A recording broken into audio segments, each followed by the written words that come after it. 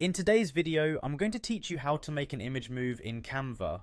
This quick guide is designed to be straightforward and clear, allowing you to enhance your design projects with dynamic elements quickly and easily. To start, you'll want to open Canva and get settled on the project you're working on. Once you've done that, head over to the left-hand side of the screen. You should see a menu with several options including text, photos, and more. For this particular task, we're going to focus on the Elements tab. So go ahead and click on Elements. This section is where Canva houses a wide array of graphic elements and videos that you can use to enhance your designs. Now that you're in the Elements section, it's time to refine your search. In the search bar located at the top of the panel, type the word moon. We're using a moon as an example here because it's a simple way to demonstrate adding movement to your designs. Plus, it gives a nice calming effect to any project you might be working on.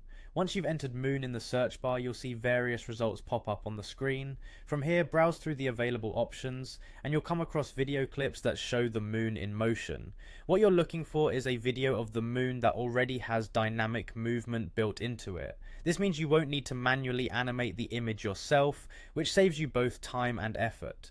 When you've selected your moving moon video, simply click on it to add it to your project.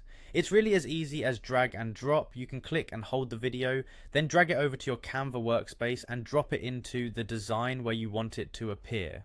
After you place the video, feel free to resize or reposition it as necessary. You can adjust the dimensions by clicking and dragging the corners of the video, ensuring it fits perfectly into your design layout.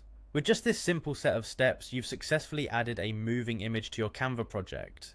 Adding movement to your designs not only brings them to life, but can also capture the attention of your audience more effectively than static images. So, there you have it. You've learned how to quickly make an image move in Canva, offering you a new realm of creative possibilities in your design projects. As always, feel free to experiment with different videos and elements to bring even more dynamism to your work. Happy designing!